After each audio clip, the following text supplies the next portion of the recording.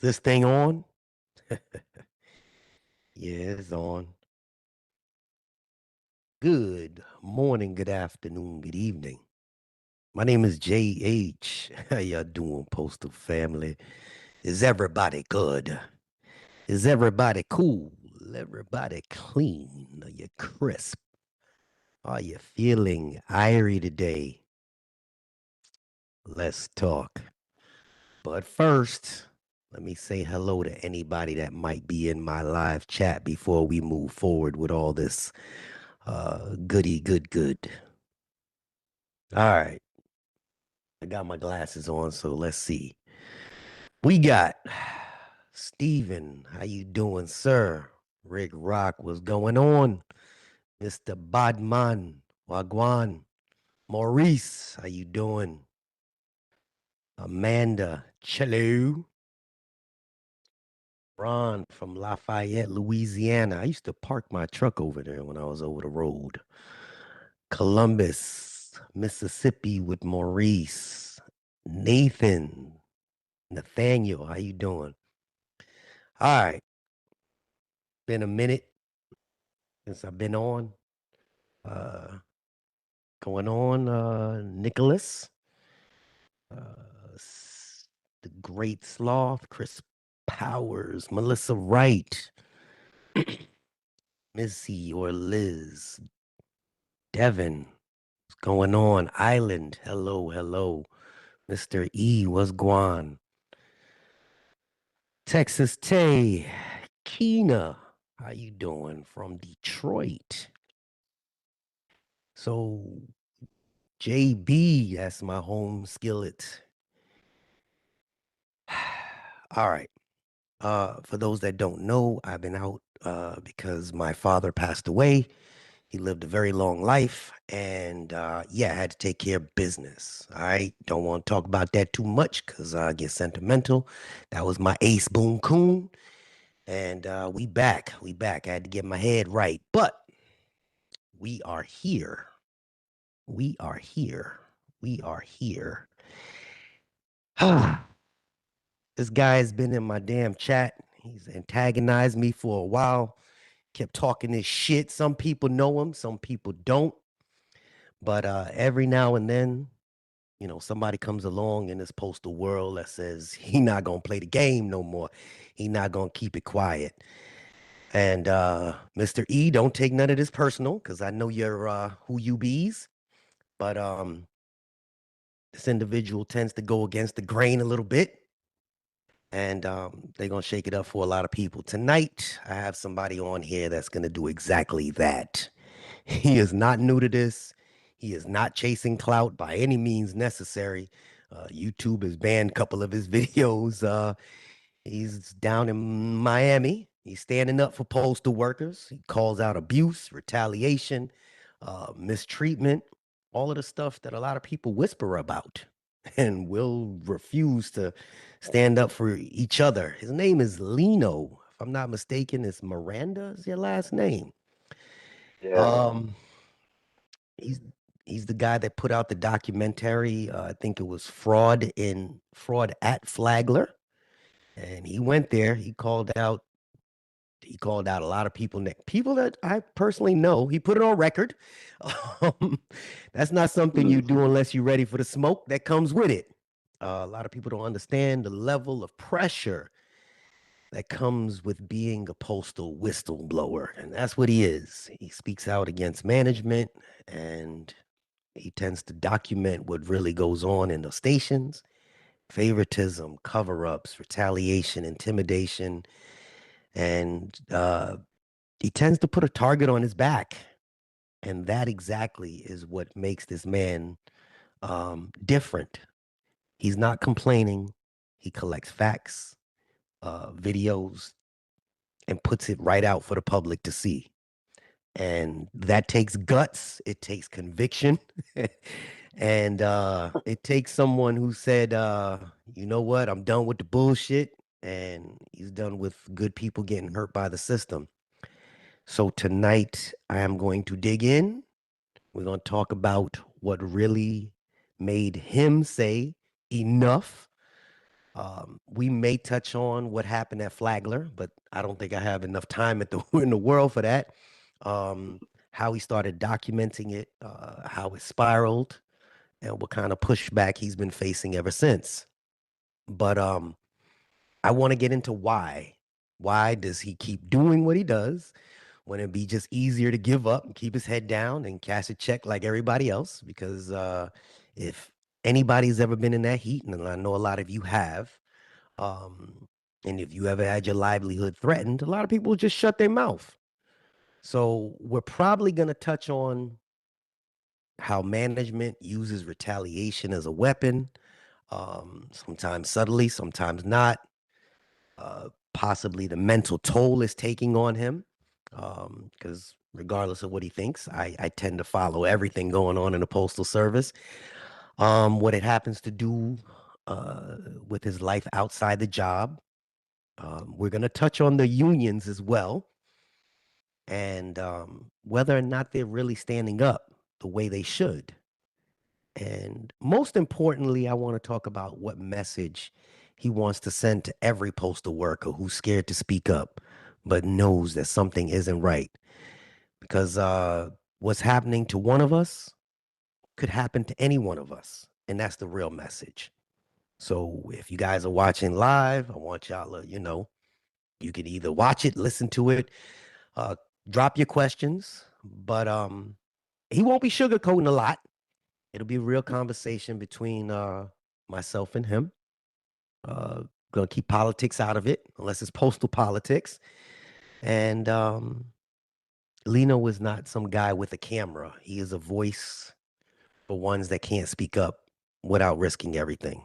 So Lino, my brother, I know you've been dying to get on here.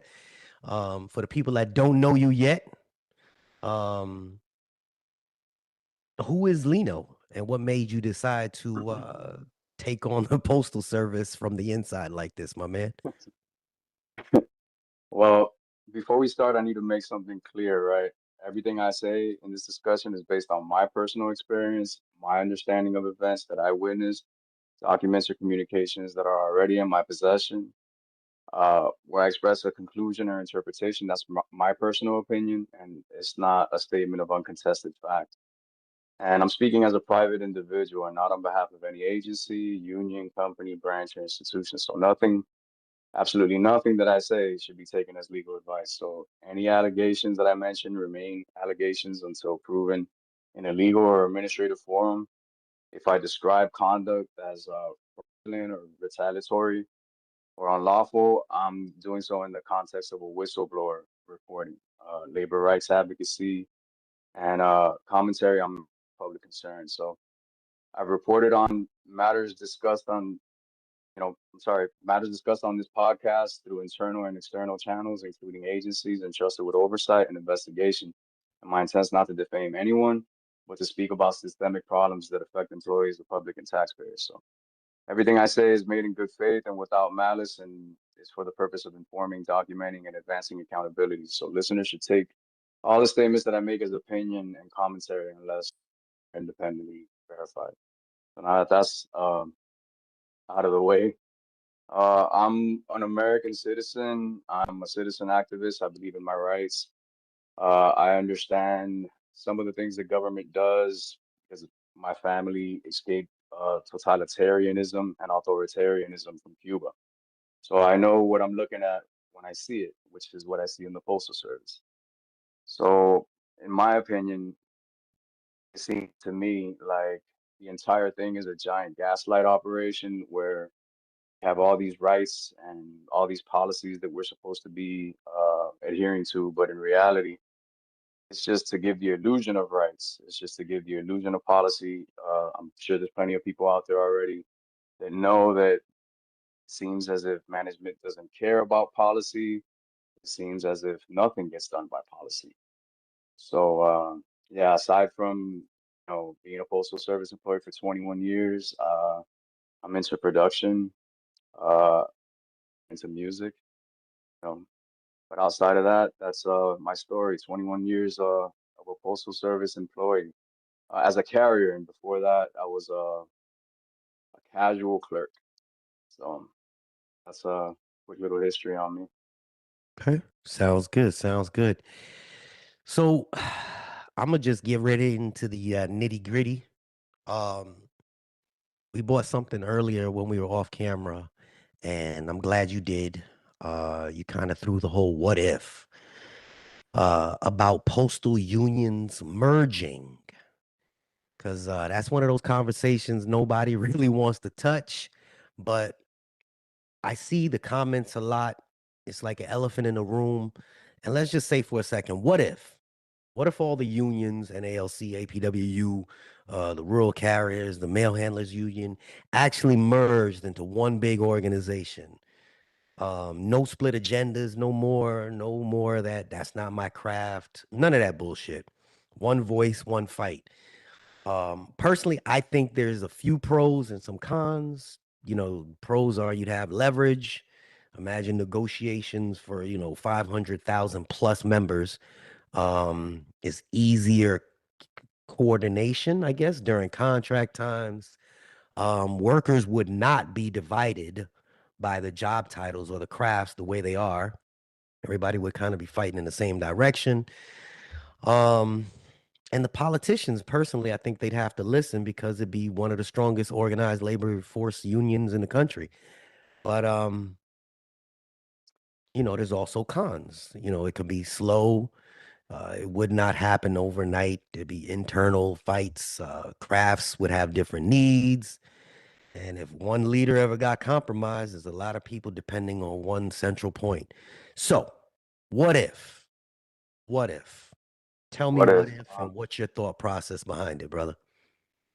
Well, a couple of days ago, I announced that I would be running for president of Branch 1071, Okay. and if I'm successful on that, which the odds are very long, and my goal is to really try to push to see if it's possible for all of the unions to merge together. I think it's a good idea.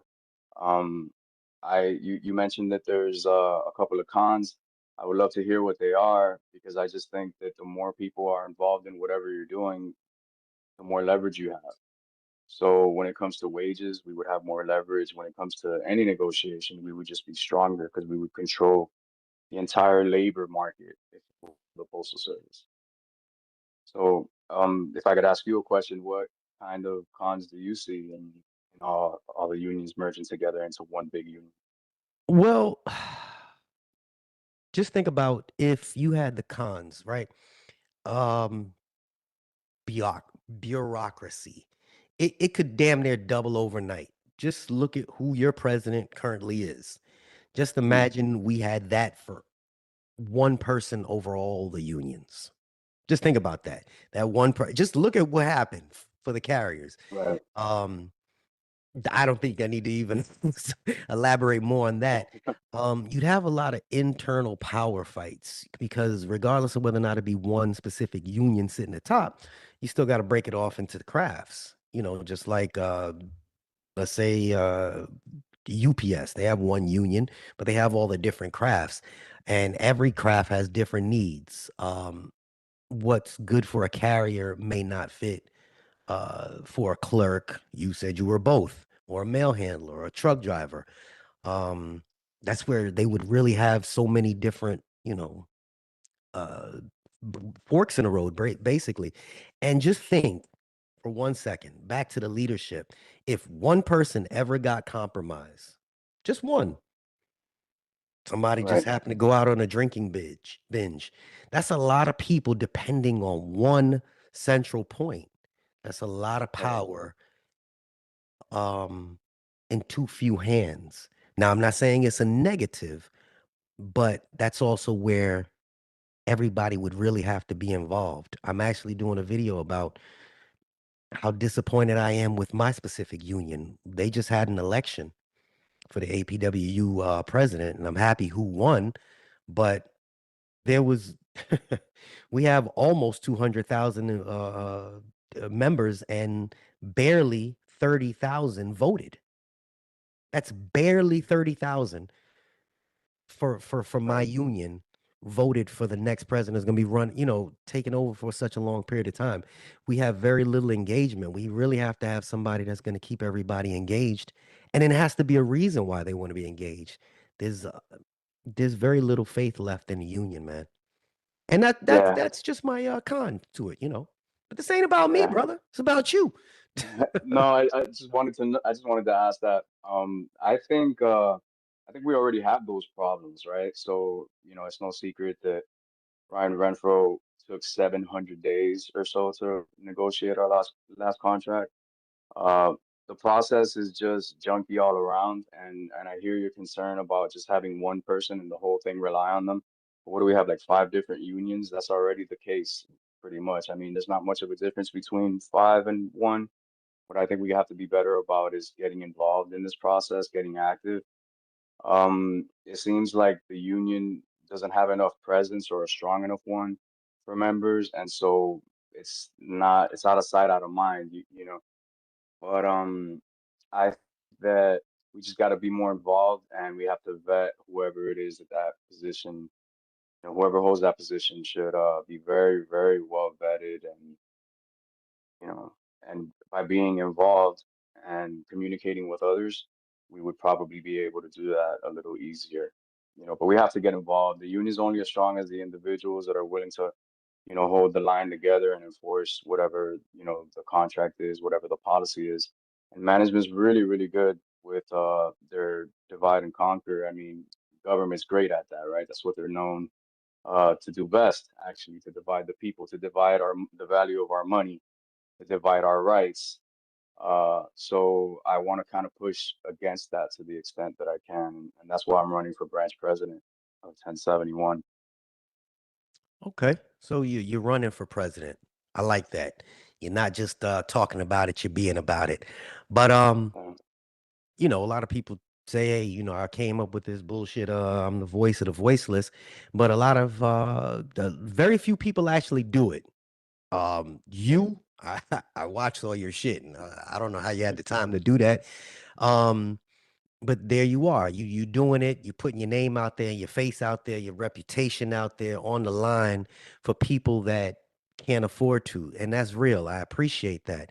And I think it's time that the postal community really sees that it's not through a headline, not through rumors, but straight from you yourself. You running for an office, um, and obviously people want that power. But what happens? End of the day, it's not. You're not talking about going viral. That's not your thing.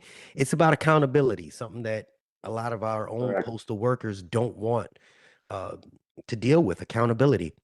It's about the worker that got written up for no reason. It's about the carrier who got set up because they didn't want to play favorites. It's about a supervisor who turns a blind eye when they knew damn well things weren't right. So you were, I give you props because you broke that silence. I really don't want to jump into that because that was some raw shit you did. Um, Let's do but you didn't have any filter. So it. I respect all of that, but you do realize that you're gonna get a lot of heat for that, and I'm sure you did get a lot of heat. And I'm still getting heat. These people owe me about 2 months of back pay from my suspension. I was suspended from December 16th, I believe it was, to about March 19th. The STEPI decision said that I would be paid for that time, the duration of my suspension, and to this date, I'm still waiting on that money. I've communicated with labor about a pay advance. They told me that I don't qualify, and all of that is meant to put a financial, I guess, hold on you, put financial pressure on you, and a lot of people would it forces them back to work, and I'm very uncomfortable right now. I'm living on fumes pretty much. Uh, but I kind of feel like sometimes when it's difficult to do things, it's probably when you should be doing them. And they do those things because they would like to change my mind about doing them. And it's hard to change my mind when I have the courage of my conviction and I feel like I'm doing the right thing. So they could do whatever it is that they want to do to me or whatever strategically they have in mind to do to me, I'll take it, and you know, hopefully I come out of this the winner, in the long run, long term, and maybe I could be an agent for things changing. That's my goal. So before we talk about your titles and the campaigns, uh, a little personal, man. What broke you? What was the moment that made you say, "I'm done watching this happen"? Because I've been doing this since 2018, 2017, 2018, something like that. And then all of a sudden you popped up, bro. You just popped up out the blue and you came out swinging. There was no, "Hey, I'm Lino." And no, you just came out like, I was like, "Who the fuck?" Yeah. I had to stand back for a minute. I'm like, "I don't know this guy. Shit, this is not one of my people."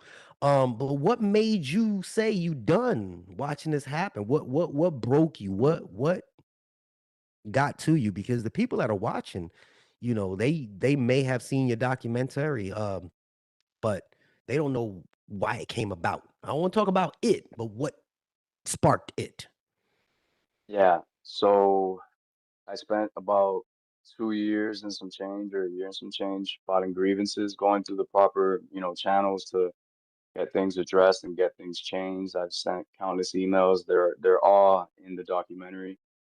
And it just seemed to me that they didn't give a fuck, and they had no intention to change anything, because how could they, right? You've been putting up numbers with X amount of hours for this long, and what I'm trying to do would change that for you. People would have to take the time that it takes to deliver the stuff, and that would change their numbers, that would change their performance metrics is they probably wouldn't be able to meet any of their goals, they probably wouldn't be able to get any of their bonuses. And it's not that I just want to disrupt what it is that they're doing, is that what they're doing is wrong, and it's that all of these hours that they get away with not using in order to get the mail out are hours that our brothers and sisters could be, working. There's a pretty difficult economic situation out there in the world, and I'm sure that people are willing to work hours. And so to me, at the end of it all, it was just about doing the right thing. And I realized when I began this thing that it would be very difficult, and that I would be putting a target on my back, but it just felt like the right thing to do. And, I still feel that way today. So with the hours that you're talking about, so I know things how they play out behind the scenes. They allocate a certain amount of hours to each office during the year. Um, for instance, they will allocate for a week period, just so you're aware, they may allocate 120 work hours for EAS, which means 40 hours for three different supervisors for, people that are in management, 120 hours for that. Then for the station, they may allocate, I'm just giving a wild number, 840 hours for the station for that week. They also give a certain amount of overtime hours that they allocate. Hmm. Now, if they don't utilize those overtime hours, then obviously the supervisors get, they work off of pay for performance, and that's where you're talking about having the issue because yeah, the people need it. They're rushing people. I'm sure you have a high turnover rate um, at whatever station you're at. I know Miami has some issues, quite a few. Um, Yeah. To yeah, say it lightly, yeah. they have quite a few down there. High turnover rate. I see behind the scenes how many hirees you guys get, and there's a big Yeah. turnover rate. Good. Um, So before I continue, Free Reign, one of the ladies in my comments stated, "How can we collectively support him?" I don't know if you're on the chat. Can you give her your Facebook information and maybe she could DM you? Don't be DMing him, Free Reign. You know I don't play that, sister. All right, I camera. I don't play that. No, just so that people know how to check out your Facebook and you know uh For sure. dealing with it. But I don't want to drift too far off of, what you do. Um, I just know that a lot of people are going broke, especially in the area you live. Miami's expensive. It's incredibly expensive. Hell, everywhere in this country is expensive, and the penny pinching has gotten to another level. And because it's gotten to another level, obviously people are starving, people are aggravated. If you're worrying about how you're gonna, pay your next electric bill, people people can't function correctly. And if you're not functioning correctly because you're not getting extra overtime, and then you have, your 1.3% of your raise, all of that ties into the actual worker attitude, the worker mentality. You said you've been here for 21 years? Yeah, I've been here for 21 years, and I'm sorry to segue into this real quick, but my X account where my video is has just been locked. I don't know if you could see that or not. Let's see if the camera will Whoa. focus on it. Yeah, just right now. It just happened right now, and you can't really see that, could you? All right. You're a little blurry, but Yeah, my X account just got, it says it's been locked. And this is, we determined that this account violated the X rules. And so the only thing that I post on there is postal related content. Very little, very little. I don't have a big, strong presence in X. And the only thing really that's there is my documentary, and that has almost about 15,000 views. Or now it's gone. I don't know. I got to see what I do about so that. But I so think basically your video got blocked on YouTube twice, right? yes. Well, Um, once on YouTube, and now my X account has just been blocked. mm, And I nice. think it's yeah, I think when they do that, that only makes it possible for me to say that I'm putting information out there that they don't want put out there. So if anything, it just raises my, what's the word? I think it's because of the names. Because of the name? Oh, okay. I think it's because of the names. I mean, there's a lot of names that I would drop, but I think I'm a little cautious about those names because when I saw the names, I'm like, shit, that's somebody that's over one of my bosses. But I don't I don't see why they would X shouldn't be one blocking you, man. That's not a place that I would think would block you. You ever Yeah. open up a Rumble account? I have one, but I haven't posted anything on there, but that's probably where I'm gonna have to post my video next and send, That's a links that way. shame. So yeah, all So they're gonna do is basically, just I was mhm. about to ask the next question.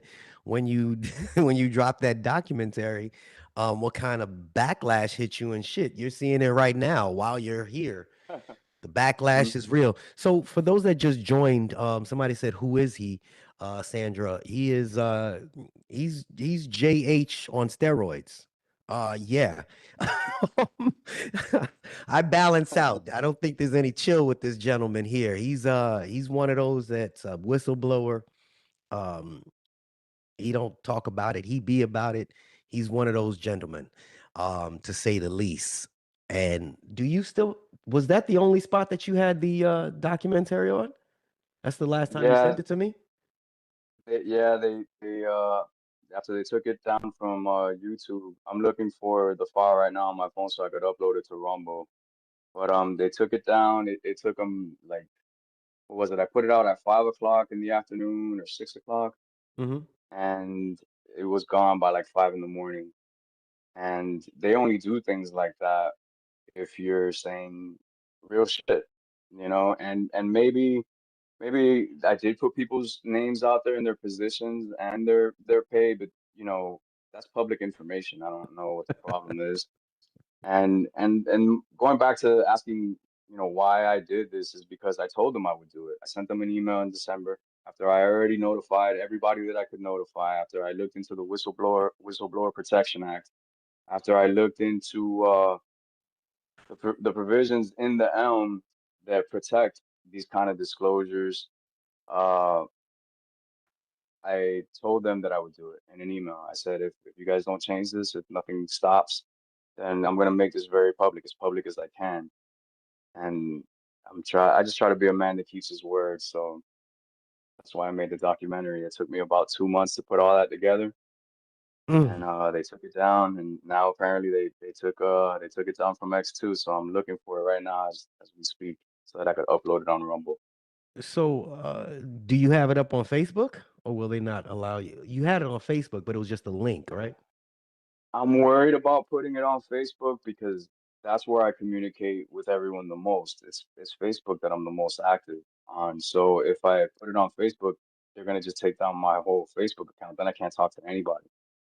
So I got to put it in other places and try to post links and get people to click on links. And they don't really like doing that. If it's not already there in their face, they really don't care about hitting a link. And they don't know how serious I am because they don't know me from a hole in the wall whenever I'm talking to a stranger about this, right? Right. So yeah, it's Oof. yeah, it's Well, interesting, dude. that's the cost of being a whistleblower, man. That's the part that nobody wants to talk about. Yeah, The toll it takes on your life, your job, and your peace. Um, yes, the Obviously, behind the scenes, you told me what's going on personally. I don't know if you want to disclose any of that. Um, but that you not getting paid a certain, for months. And then what's going yeah, on with family? It's deep. It's deep, brother. It's deep. it is. Um, I My wish life's I definitely changed. Sorry. you Yeah. you could always put it as a link only, I think, if you uploaded it to YouTube, so it's not public, if I'm not mistaken. But again, somebody said Blue Sky. I don't know what that is.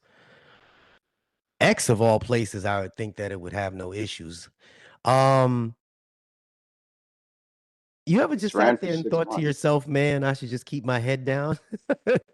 Yeah, I Or think about it all the time. I think about it all the time. Trust me, this isn't something easy. I don't want to come off as this, you know, super brave guy that he's just unaffected by all this. This has literally changed my life. Um, and I'm surviving, you know, on fumes. But I think sometimes it's important fights are that way. I'm not going to be the first person that suffered a little bit over their struggle for rights, right? So anytime that you're trying to fight something that's not correct, you're fighting a machine, and I don't expect it to be easy. in your opinion, man, you said you've been here 20 some odd years. Is the abuse worse now than it was maybe 5, 10 years ago? Or are we just seeing it more because of social media? Do you think that because you're exposing it, I'm putting the shit out there as well? Do you think that it's always been there, or is just worse than it was Mm. before? It depends, right? It depends on what you're doing. Because for the longest time, all right, I was shop steward when I was 26, 27, and yeah, I was 27 because I remember turning 30 right around election time. Uh, and at that time, I was a lot younger and a lot less experienced. It was just firepower and testosterone and youth. And I wasn't as good as a steward back then as I probably could have been because I just wasn't there. But I couldn't really see what I ended up seeing at Flagler. So when I get to Flagler, my role is different because I would just deliver my route and go home at Little River Post Office. But when I got to Flagler and I ran for shop steward and won, I started seeing things and I started seeing that I had evidence for, to support what I saw. And so you're fine if you don't uh make a big deal about it. There's plenty of stewards. In fact, the other two stewards at Flagler Post Office, they know that this is happening and they're okay with it. So to me, it's you're a part of it. If you're not trying to do something to stop wrongdoing, you become an accomplice to the wrongdoing. And that's what's happened. I'm sorry that I'm not making eye contact with the camera. I'm looking for the No, video so that I could. I understand. I understand. You put a lot of effort into that video. A lot of people have seen Retaliation firsthand. And what is you said you're a shop steward. What's the biggest pattern that you noticed or you noticed Uh, still when management tends to go after people? because I don't think there's anybody in my chat. I really can't see them right now that hasn't had or seen or witnessed some form of retaliation, which I think is just like the virus. It's the coronavirus of the post office, man, in my opinion, because there's always somebody that they don't lead. They lead off of emotion, in my opinion. No, no, no, no. I think it's more reality. I think a lot of the management tend to lead their teams off of emotion versus education. There's only a handful, and somebody was in the chat a little earlier that I can vouch and say, yeah, this person actually, talks the talk, he walks the walk. But there's so very few, and I've said that so many times. But when you have people in such power that, lead off of emotion, I think that your team is always going to fail. But Yeah, yeah, what's the because the pattern? corruption, once corruption takes hold, uh, undoing it is no easy task, right? And people become influenced by that. It's the new norm or the status quo, and standing up to that and trying to change that as just an individual is damn near impossible. And that's that has to do pretty much with why I'm in the position that I'm in, because I'm not the only one, because other carriers feel the same way that I do, but I'm the only one as far as the stewards over there. So now that I'm not there, they're able to delay mail to their heart's content. They're able to change clock rings to, you know, to their heart's desire, and there's nobody there to stop them. All these things that I talk about in my documentary are still going on today. In fact, I have clock rings from March that got to look at, and they're still going on. And I haven't looked at any more recent ones, but from what I've heard, because I hear about what goes on over there every day. I know OIG was there recently. I know management had long faces. Uh, they tell me that nothing's changed. So that's unfortunate, but it is the reality. And my whole goal in all this is just to make a whole bunch of noise so that somebody somewhere pays attention and investigates it. And when I say investigate it, I don't mean the way that they do, because OIG was recently there, but someone told me, and let me try to see the right protective language to say this, uh, that they get the area manager or the postmaster is notified of when that so-called inspection is going to take place. And obviously, uh, I would think, in my opinion, allegedly, that they let the manager know that that's happening, so they have time to tidy it up. And I have no doubt that that's what happened. Uh, that's how the game goes. That's what corruption is. That's what it does. Okay. Um, so part of your documentary and just what you said just now, you're basically saying that silence protects the wrong people. That's And right. why do you think so many good postal workers, even your union uh brothers, stay quiet when they know what's happening is wrong? I mean, you've been here for a minute, so you must have some feedback, some opinion. I'm sorry if I'm looking at the screen over No, there, you're screen good, over brother. there. You're good. You're good. Your question is, why don't they do anything about it? Why don't they stop it? Why do Uh, they stay quiet? why do they stay quiet? Yeah. Uh, I can't really speak for them and why they stay quiet. I imagine that it's because they're intimidated. It's such a big monster to try to slay that you feel like it's a real David and Goliath, David versus Goliath moment. They're intimidated, they're nervous, they don't see it ever changing. It's like trying to stop a train in a way. Mm. Like once a train is in motion, you're gonna try to stand in front of it and stop it. I don't think that that's a good strategy.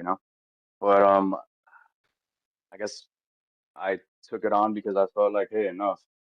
And I know that I'm not the only one that they do this type of thing to. I'm one of many.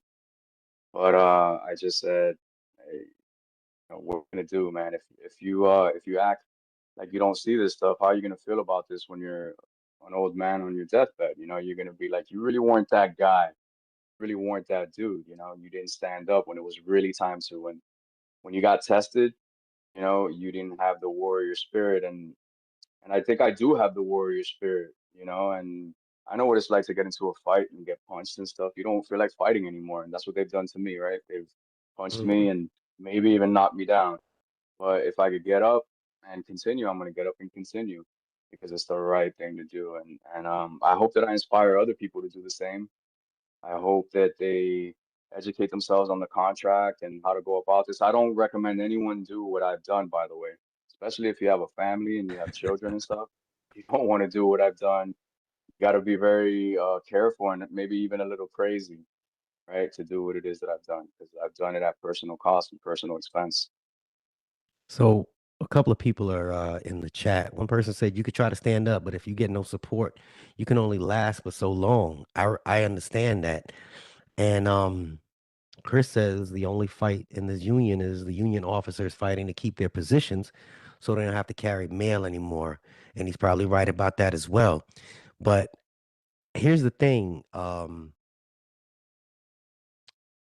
don't sugarcoat shit either. It's unfortunate because when the time comes and I have a video talking about, hey, this is how you remove your union dues, everybody loses their shit. But in reality is if you don't have a fighter like a Lino, like a mailman, Chooch, or other people that actually want to get in there and fight for what's right, fight for what's on paper without worrying about retaliation, then more people will be willing to say, "Hey, yeah, take my money. Take my money. I don't have any issue paying dues." But right now, it's like there's just another bill to them because they don't feel like they have any defense. Which is more than likely why you're stepping up because you don't like what's going on at your union. Somebody wrote in the comments earlier, it said they believe that a lot of the retirees are the ones that are keeping your union the way it is. I Um, agree with that. I believe that too. which is sad. It's a sad thing because I have somebody that I'm gonna have on, I believe, next week that's running for a position and the APWU. Um, and it's like I said, there has to be more involvement, but people don't want to be involved if they don't feel like you know there's nobody fighting for them. And Right. that's the unfortunate part.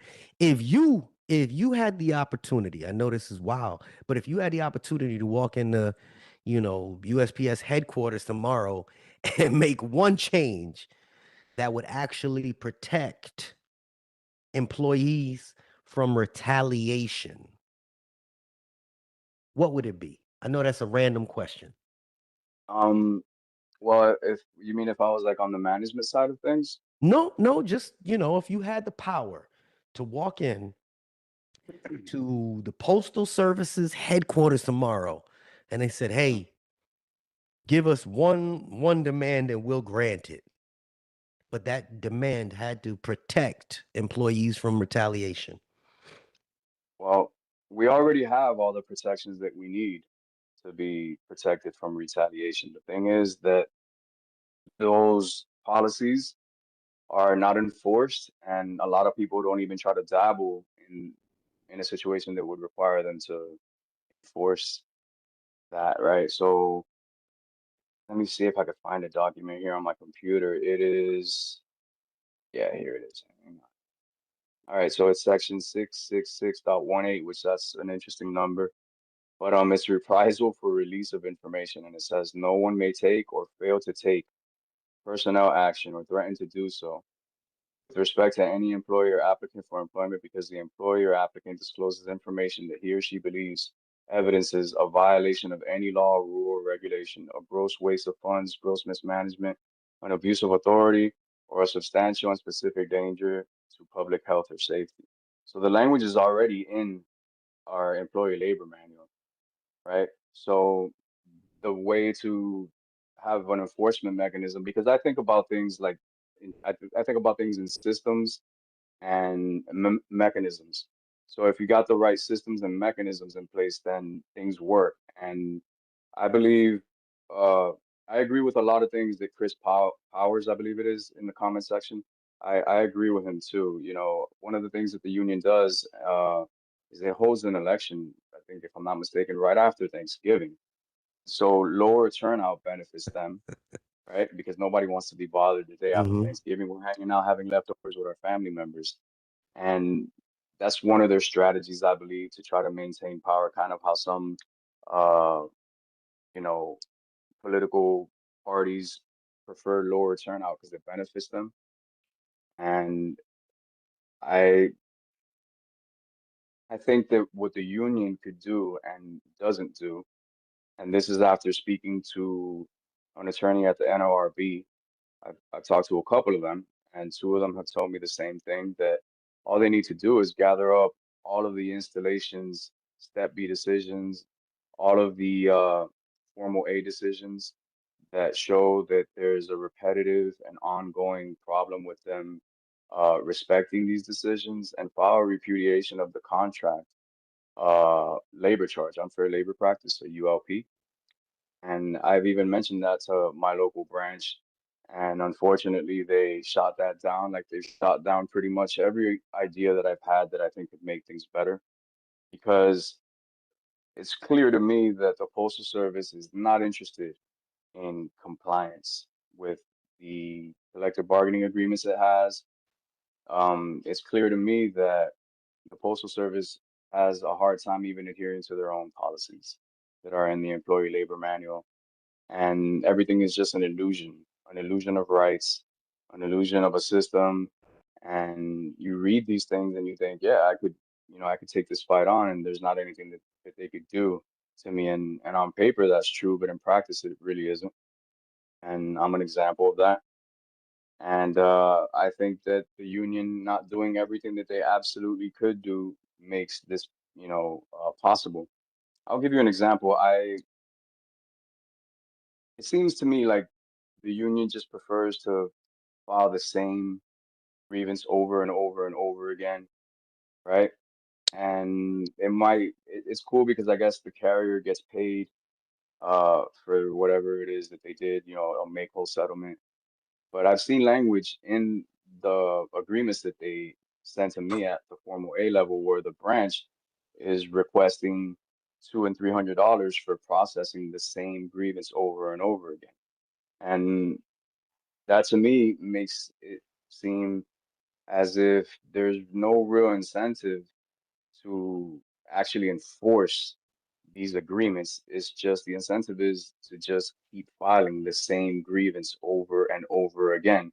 Because if you're getting $200 or $300 every time you do so, and the language that they use on there is interesting because it says that this is because they're processing the same grievance over and over again. So I guess paper and the time that it takes them to put that together. But I look at their paperwork, I actually read this stuff, and they use what they call boilerplate language. It's just basically copy and paste. Maybe there's a couple of minor details that are happening, like name changes and specific incidents. But all of that paper pushing and paper mill operation that it seems to me that they have going on, and I got to be careful the way I speak. I have to remember to use protected language. That's why I came out with that disclaimer.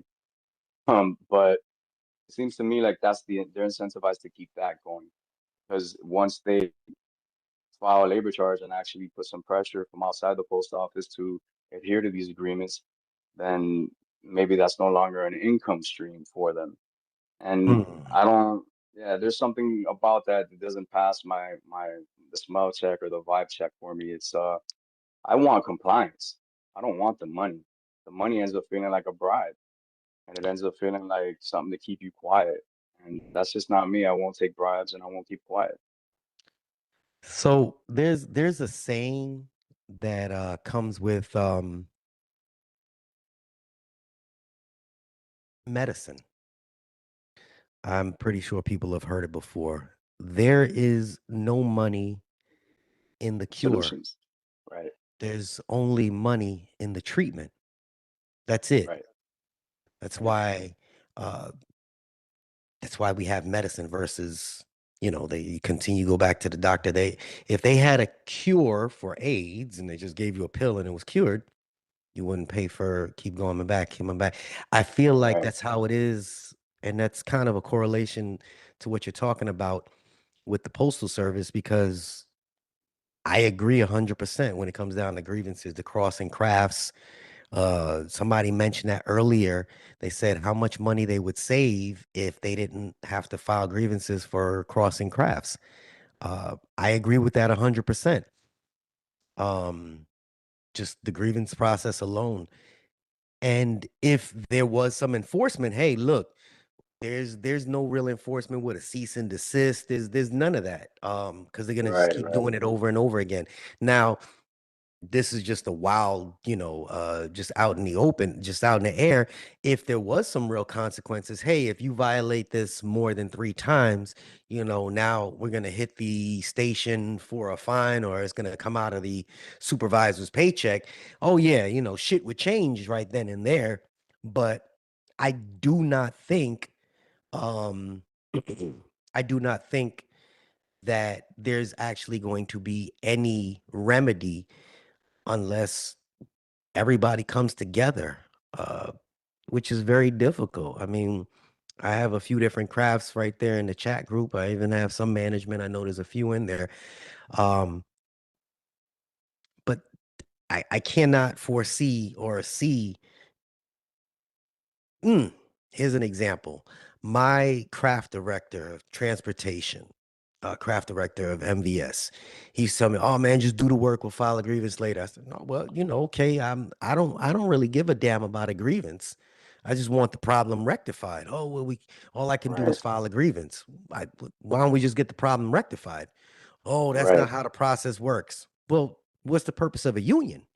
Because right, my dad was in the union, my brother is in the union and different. When they say, "Hey, enough's enough, enough's enough," it doesn't carry over to the postal service for some reason, which is why you're always right, going to have angry employees versus uninformed management, and that just creates a toxic environment. It's just a recipe for disaster because there right, are good managers, they're good people outside of work. There are good employees. Some of them are just fucking lazy. But then you got this whole smorgasbord of fuckery, excuse my Francois, and it's almost impossible to fix. So you stepping in, doing what you do, it's admirable. Um, thank you. how many people do you think are going to, you said you had some issues before with the people that are around you. Are they going to back you in your running for the local president of your branch? Um, I believe that there'll be people that back me, but I also believe that there'll be people that try to trash me. And, because there's what's going on in Flagler is there's a quid pro quo going on in there, right? And the people that are benefiting from the quid pro quo don't want it to stop. And for for a while, some of the grievances that I initiated, for example, for people being allowed to work off the clock, I had carriers write statements saying that I'm lying about these things. The same carriers that I documented were allowed to work off the clock later on wrote statements saying that they did not work off the clock. And Some so, bullshit. yeah, it's a tough thing to be, it's a tough thing to try to, bust up, to try to break apart. And I, I'm I'm I'm a believer in collective bargaining. I'm a big believer in, unions. My father was also a postal employee and he was a union member. And when I was a kid, my father worked for a company called US Precast, and he had a union there too. In fact, he's responsible for bringing the union in. And if anybody knows about how that goes, it's way harder and way more intense and difficult to actually get a union into a place that doesn't have one than to participate in one that already does. But I believe this could work. I think that if this was done right, then eventually the union would grieve itself out of a position, right? Because that's it. Once we get good at enforcing contracts and once the contracts are enforced, there's not really too many more grievances to file. And so I just, part of the reason that I want to run for president is so that I could try to implement some of the things that I would like to see there, some of the mechanisms and systems that I think would work. And if nothing else, then let's say that I run and I lose, it's fine because I'll be campaigning for a year. I'll pull up to the different stations, before they begin tour and introduce myself. I'll do all these things and that'll put massive pressure on the union to at least be on their best behavior and do the most that they can, at least for this year now, because they realize that there's somebody making a bunch of noise. And if that's all I accomplish, if I force them to be more on the ball, then I think there's a benefit to be gained there, even if I lose. So when I think about this and I think about my odds, which again are very long, because of what, things like Chris Powers mentioned there, the whole thing with the retirees, it's kind of like a good old boys club, right? Is that what people call it? Good old boys Yeah. club? Yeah. Well, he And said so they, his last comment says the union took his stewardship from him for speaking about how weak and pathetic they have become. Um, but yeah, I that's agree. interesting. I agree. Yeah. It sucks. It's not like that everywhere though. Because where I'm located, we had a guy come from, I believe he came from Brooklyn, and he came to where I'm at, and his whole purpose, he came in there like a fucking pit bull, man. He said, "Yo, my whole purpose here is to write grievances and to protect the worker." He just came in, because he was a shop steward in Brooklyn, and people look at him like, "Oh, he's a troublemaker." No, that was his purpose. His purpose is to make sure the shit flies right, all of the overtime goes properly, and then if everybody does their thing, it runs smoother. And he's been there for about 2.5, 3 years, and the actual station itself changed. It changed for the better, in Right. my opinion, because I just visited once in a while. But you running for president. But let's get back into that what if. What if all the postal unions merge into one, you know, and you just happen to be the local of you know how much shit you'd have to study? you know, you Yeah, know how much for shit you'd sure. have to study for every craft? Yeah. Um, it's it's like that for anything though, right? I mean, when I was a kid, I had to be taught how to tie my shoes and how to use a spoon. And anything that I've learned by doing. Um, Prior to this, I'd never put out any videos myself. I'd worked on videos for people, side gig stuff, but I never put out a project myself. I really didn't have anything that I felt that passionately or strong about. And I take on these things kind of like a passion project, and at the end of it, I feel more like an artist than a leader. In fact, I didn't consider myself a leader until recently. Those people leaving comments on my post on Facebook saying that, hey, you don't see yourself as a leader, but you are one.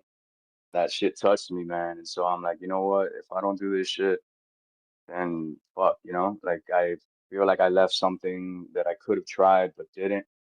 And maybe I could get in there and see what this is really about. And if I get stonewalled by anybody, I mean, I've already built a reputation of saying inconvenient truths and things that they wish I wouldn't say, but I would do the same. If I was getting stonewalled by someone in the regional NALC office, I would be public about that too. And hopefully, since they know that about me already, they start cleaning up whatever it is that's going on that shouldn't be. And if I did win, then pretty much they've already been warned that that's what I'm gonna do. So it's like I like to say online, only God could shut this mouth, And what this comes down to at the end of the day is, in my mind, because I'm a man of God, I think that I'm kind of fighting evil and the devil to some degree, metaphorically speaking, but because there just can't be any other way to describe what it is that carriers deal with and what I've had to deal with, other than these people have hate or anger or the devil in them. Nothing else makes any sense. I do all this in good faith. I love this organization. I know about the history of this organization. This organization is older than the country itself. Without the colonial post delivering the revolutionary propaganda, without the Federalist Papers, being distributed through the Postal Service, back then called the Colonial Post, we wouldn't even have a country. And so it has a real long and deep tradition. And I do this out of love, like the same way that you would probably try to rescue a family member that's addicted to drugs or something. I kind of just feel like this is my family, and I really don't want to harm my family, but they have to understand that, hey, what y'all are doing is wrong.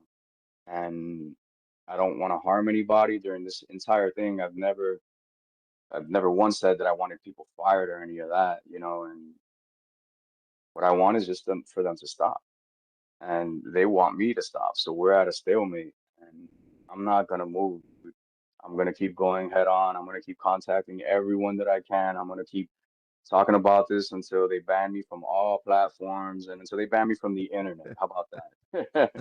You know? Brother, let me backtrack a little bit, man. Yeah. Couple things. Only God can shut this down. That's a strong statement. I don't speak about religion on here, but I 100% agree. We all have a purpose here. And if that's the purpose you have, then so be it. Secondly, shining a light where there is darkness, darkness can't be anymore. You understand what I'm Right. saying? Wherever you shine light, darkness cannot exist.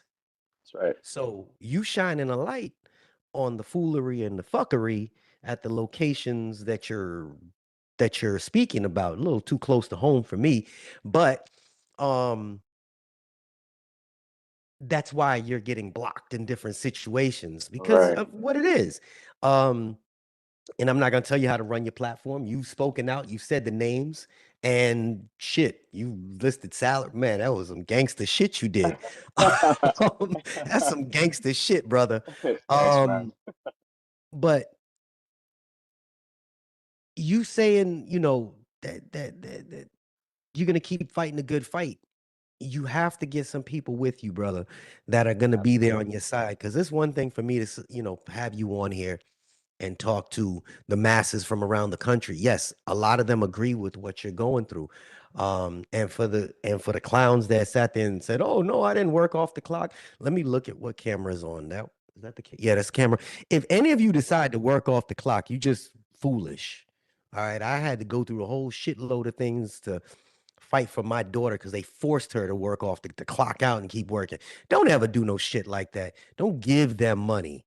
Don't do that. All right, because you get hurt. The moment you get hurt, they go, "Oh, they went on the clock." But don't do that.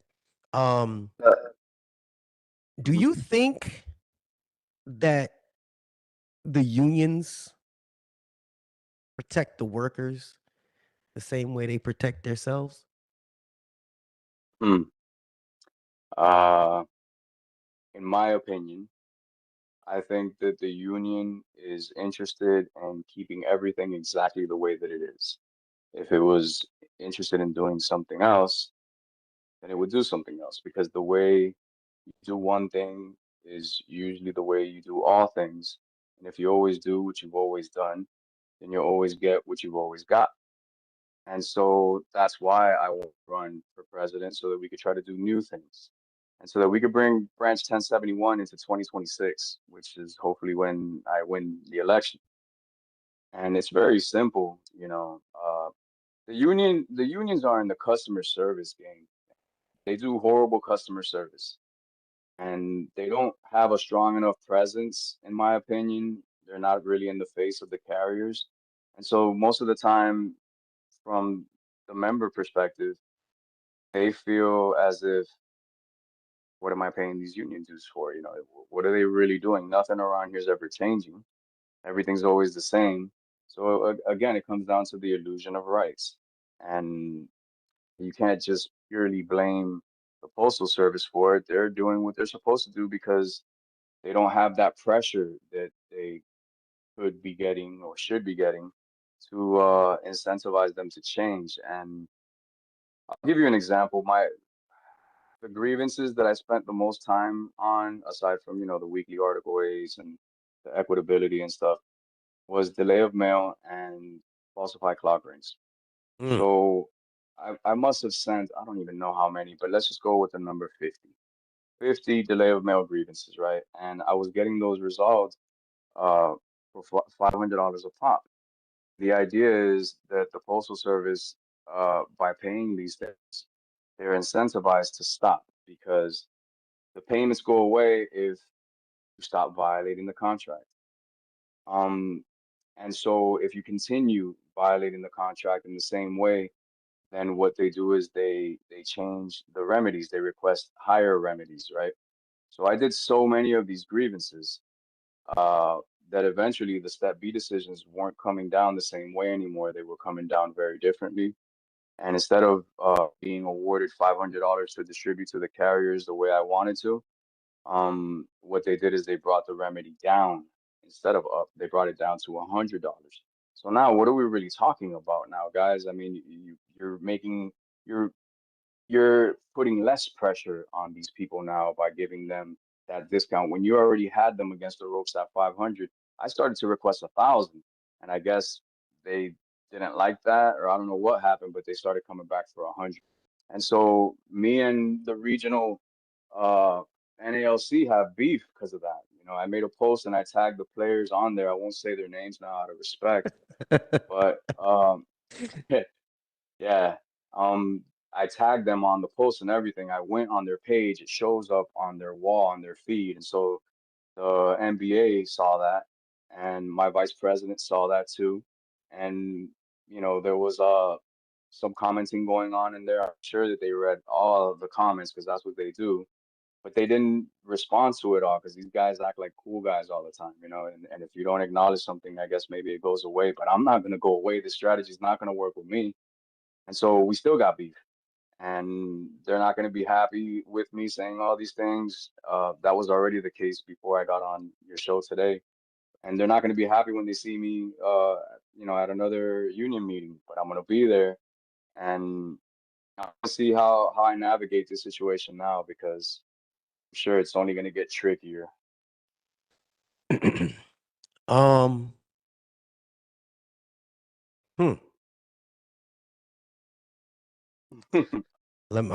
I'm Trying to process You all you that. I you know it's you a have lot to a take you in, no bro. no no no.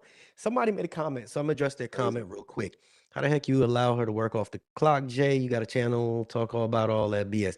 Yeah, foot soldier. So I dealt with it accordingly. This is back when she first started, when my daughter worked off the clock. They forced everybody at the station to punch out at 6 p.m. It was like she showed me her clock. Like I was like, how you have perfect hours? They didn't want them to go into night differential, and she didn't want me to do anything. She was scared, just like a lot of people here. Don't bother, don't call, don't do this, don't do this, dad, don't do this. And so I didn't directly bother the station. I just called the OIG directly. I just said, hey, look, this is going on at this station. My daughter's there. Investigate it. In 4 months, it was stopped. That was it. I don't play that. That's blood, man. I didn't play that shit. But Of course. I didn't tell her that, but she was scared. Everybody's scared. Same shit with my sister. She's like, oh, I don't Right. know. It is what it is. I'm gonna fight for mine. But Right. here's the thing, man. You going through a lot right now. You're fighting an uphill battle because you want to be able to represent your people. You have some of your own people working against you. Um, Two-part question, man. Do you ever regret speaking up? I would say no, because obviously you have a voice now. But what's the one thing you learned about yourself through all of this? Uh, Because that's me, I learned patience. That's me. yeah. All the shit talking I do, I had to learn patience. But what did you learn from all of this? Um, that's a good question. What did I learn?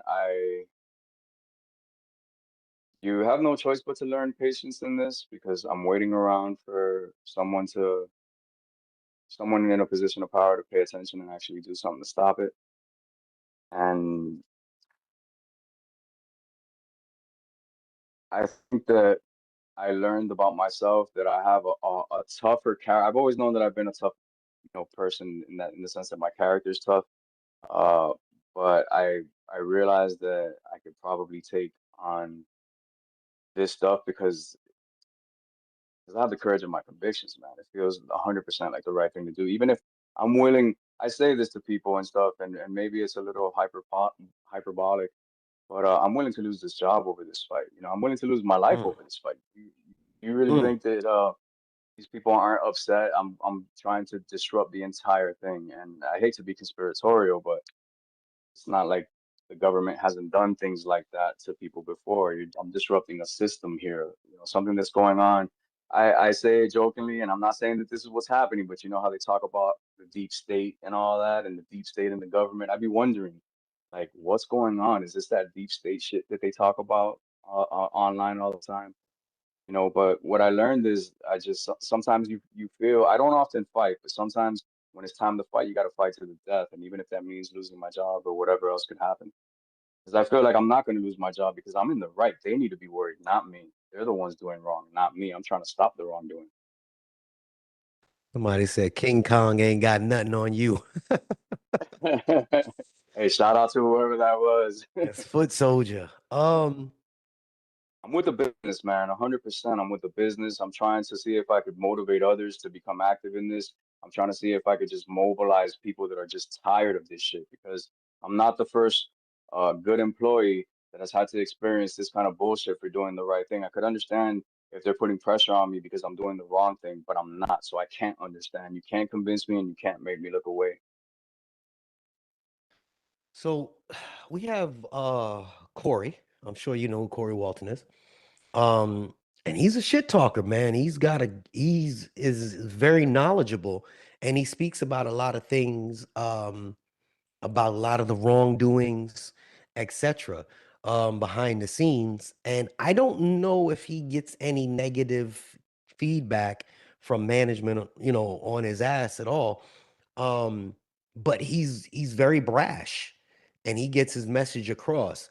Do you think that maybe putting your shit out maybe in a podcast style versus the documentary style, not just throwing it out there, may Yeah. may help a little bit? Because again, Corey's knowledgeable from A to arbitration, and you seem very knowledgeable yourself. um do you think that, and a lot of people relate with him because they're going Right. through the same shit that you're talking about right now, a lot of the injustices.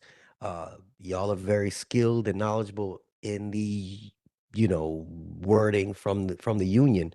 Do you think that's an avenue you could take? Personally, I don't like the fact that they took down your hard work, that documentary. Got to find a way to Yeah, get that up for it to stay up. But do you think for that, sure. a constant message coming across so that the postal workers can identify with you on a consistent basis would help? Because even Cam the poet just said it, silence is deadly. Gotta Yeah, gotta keep the that's mouth going, brother. absolutely.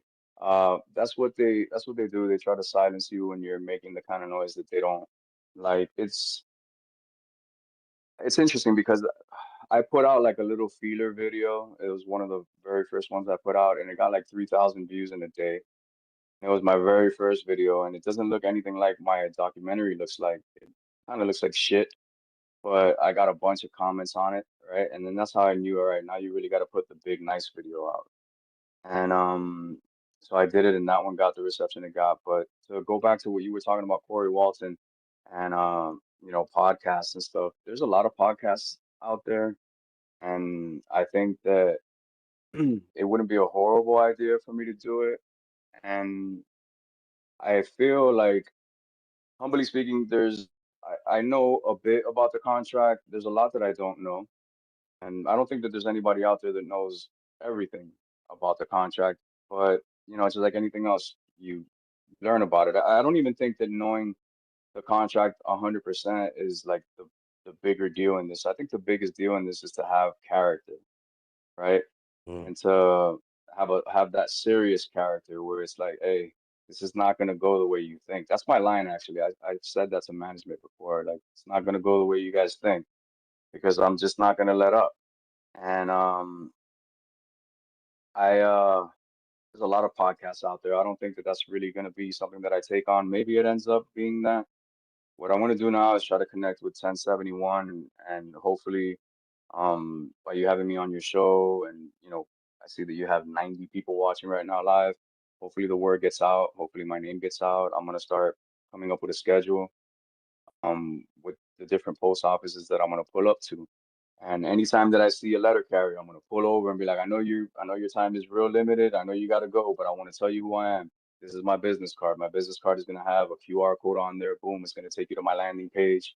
You're gonna see that on my landing page I have a bunch of grievance resources and a bunch of informational things that people could look up there and put my name out that way because the first step in all of this to me is to win that election for local branch president. And after I do that, my thing is gonna be to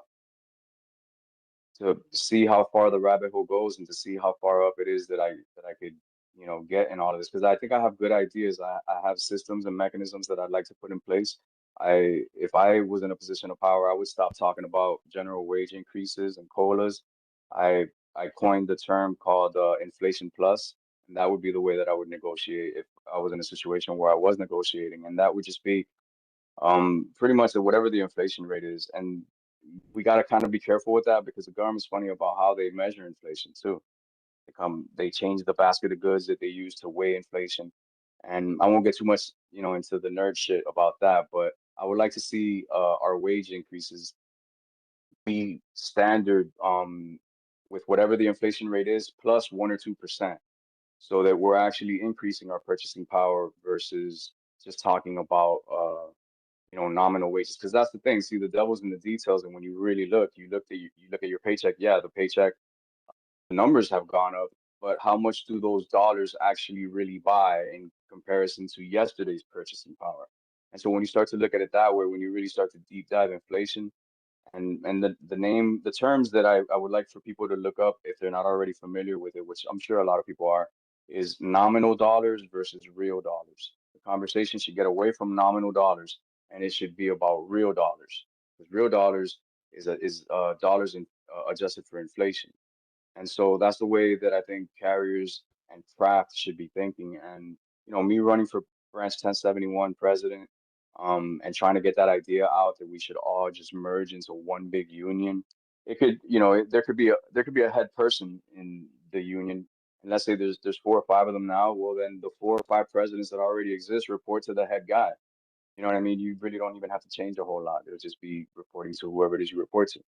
But yeah, I would like to see the conversation shift from nominal dollars, general wage increases, and COLAs. I would like to see the word inflation plus be a thing that we start talking about, and for that to just start reverberating everywhere across the postal service. And I think I think that if you pull something like that off, it could change a lot of things in the country, really, right? Because I think it has like a secondary effect in the sense that once companies are forced to discuss wages with inflation adjusted dollars, then that would have a secondary effect of these companies, they'll be forced to protect those wage agreements, right? So then they'll start lobbying for different monetary policy. They would try to hold the government to keep inflation low, right? So that their numbers don't change. Because if you have 3% inflation every year, for example, you're going to have to increase wages by minimum 3% and plus 2%. So you're going to have to be increasing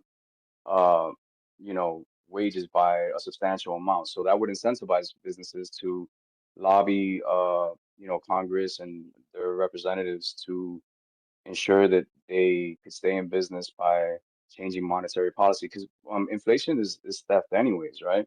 And it affects disproportionately the people that don't own assets, which is pretty much anyone starting brand new into the post office. Any young person is affected really bad by inflation.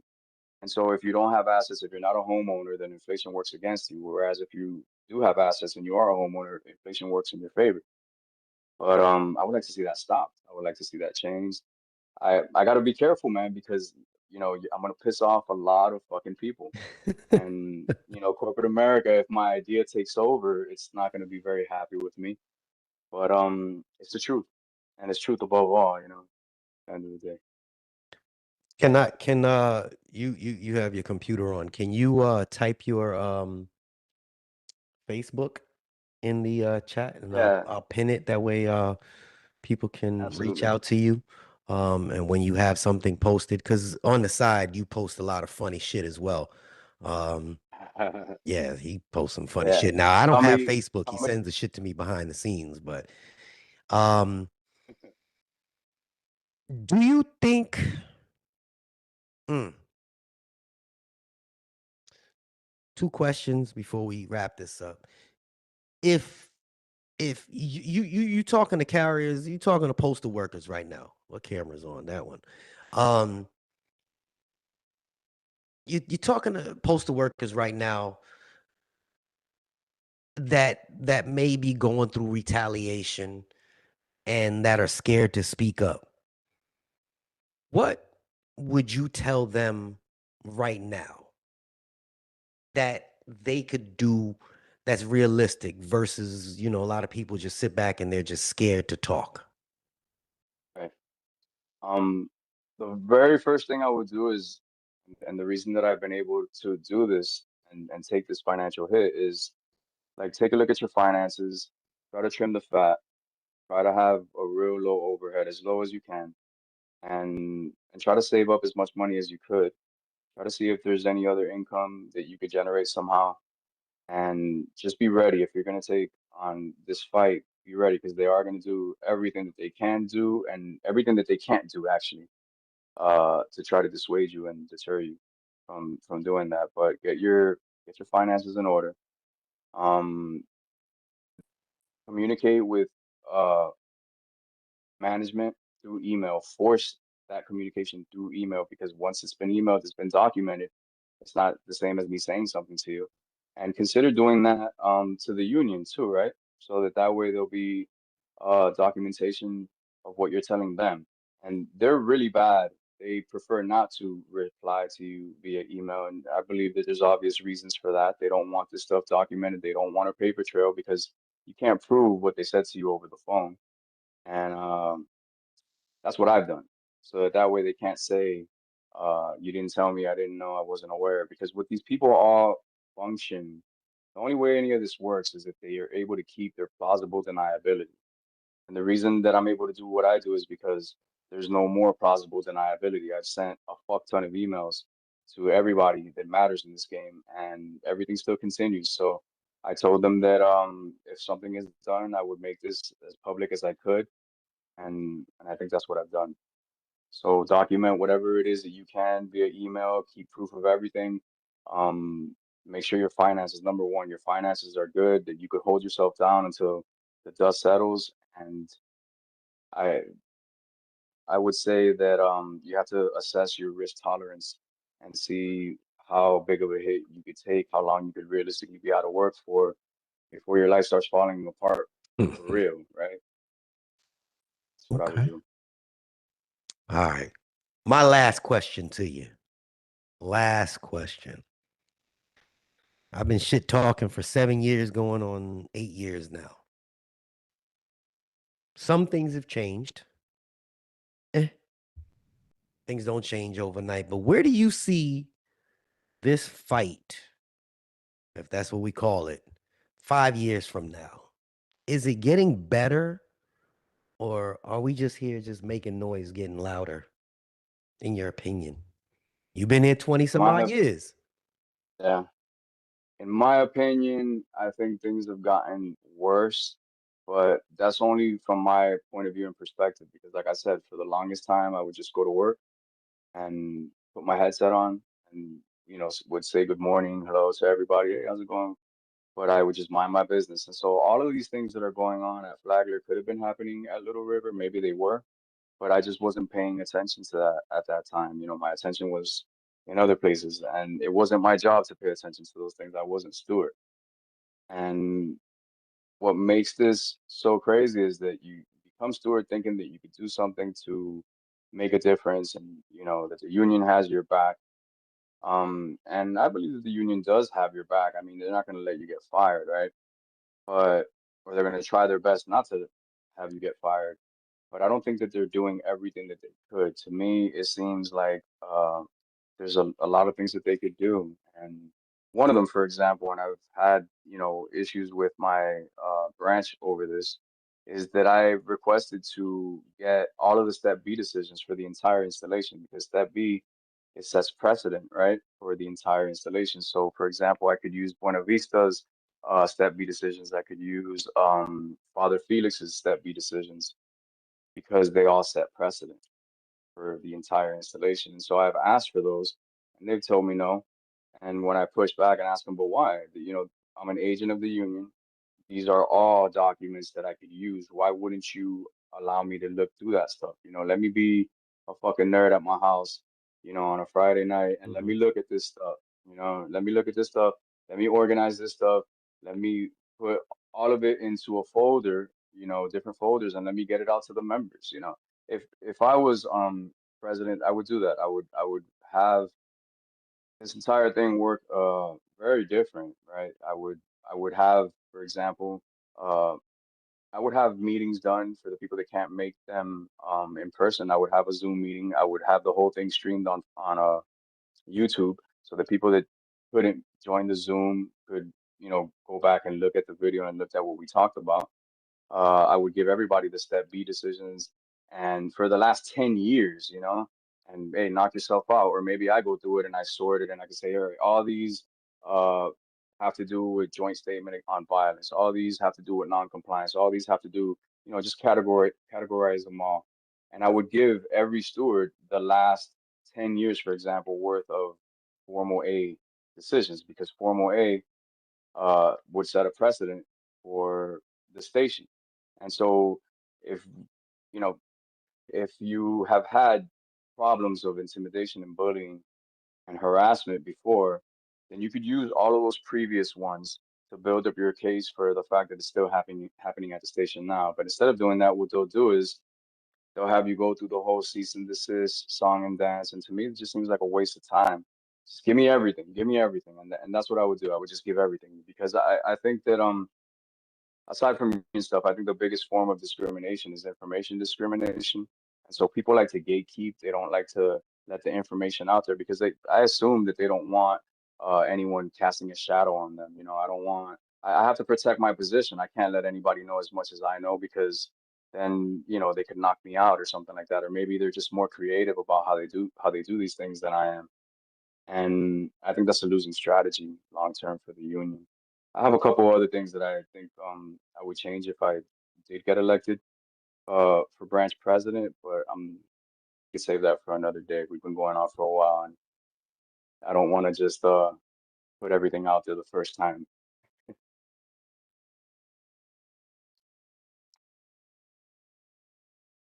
There? Uh, Chris Powers. Is he there? Chris, you can email me. I think he has my email. Hold on.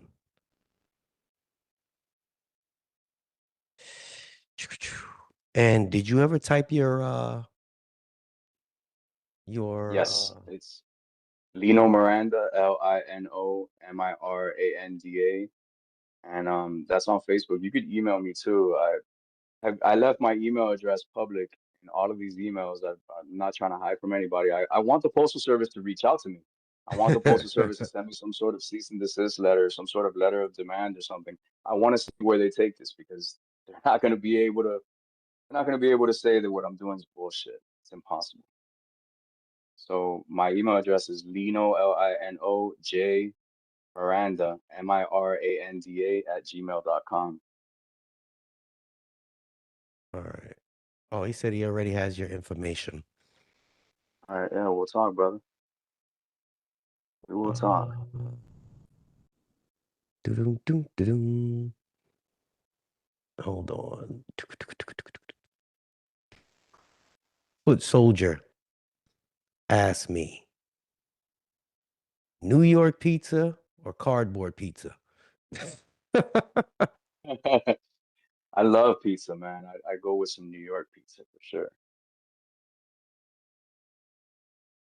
So you like New York pizza, Yeah, for sure. not Chicago And pizza, right? no, that's the deep dish pizza, right? I don't like that deep dish pizza. That's weird. I prefer just New York style pizza. There's a place that I like to go. Two in Miami Springs is called Roman's Pizza. They have that New York style. What I said, I'm in the negative. My uniform voucher is all a test to recreate.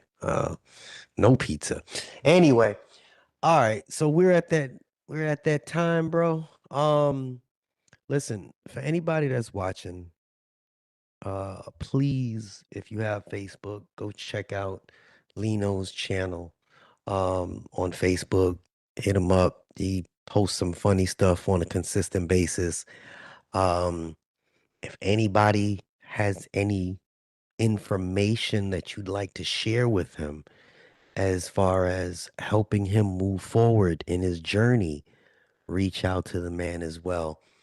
Um, this is about a community and a network. We would definitely love to see everybody kind of come together, uh, just to just to help, man, just to help each other.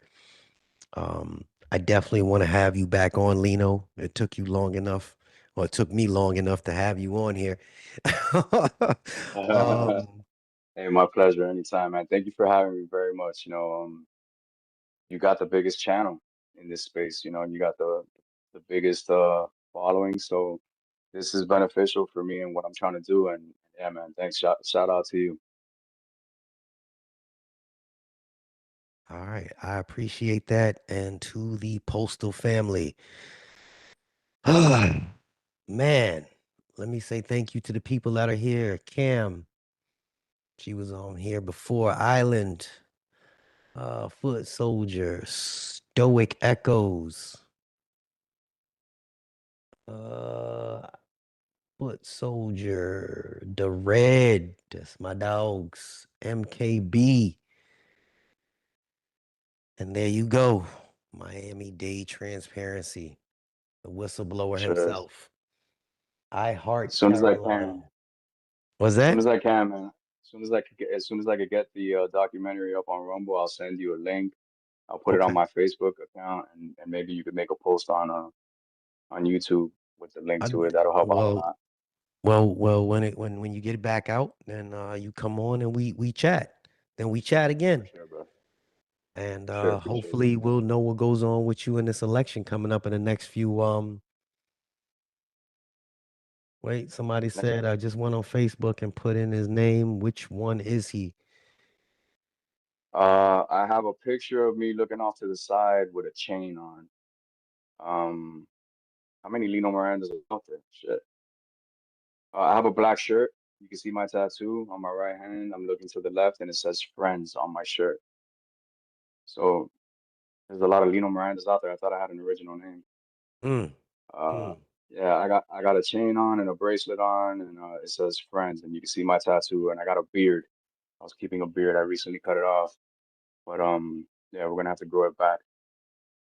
Yeah, Lino Miranda, and my it looks like this. Focus there a little. It I says think you got the blur on your phone on your camera. I could see. I took that Everything off. that you put up is blurring out. Let me see. Let me see. Let me see.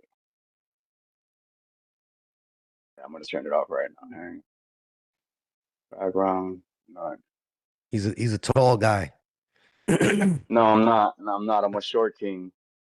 The people's office, right? So that's really what I want to turn this thing back into because that's what it was. The Postal Service was I believe it made people kind of feel connected to their government. You felt like you could mail something to somebody and it would get there. And we're no longer the people's office. I would like to turn it back into that. I would like for the customer, this whole thing really is about, crafts for sure, but it has to do with the customer. If the customer is not happy, we're not gonna have a job. And if you go online and you look at these Google reviews for some of these stations, the public's not too happy with us. And it's because we're allowing these people to delay mail to no end. And All right. So I believe that's your channel. I'm pretty sure it can be seen here, right? yeah, that's it. All right. So y'all get to see it. There he is, the people's voice, Lino Miranda. Definitely got a nice fluffy beard. I see you had to cut off that DNA. Hey Jay, But man, thank you so much for having me on your show, brother. I really appreciate it. Hopefully the word gets out and people start paying attention. Hopefully.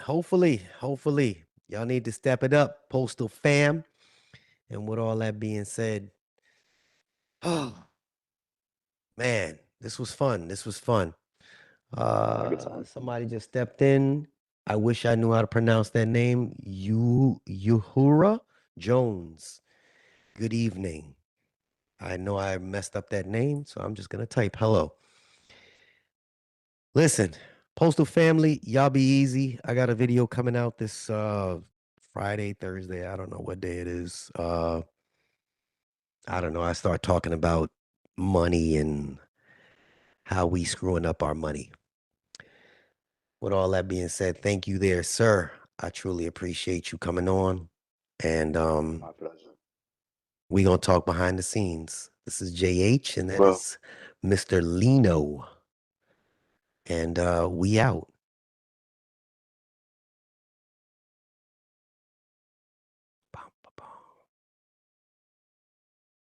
Uh, dismiss.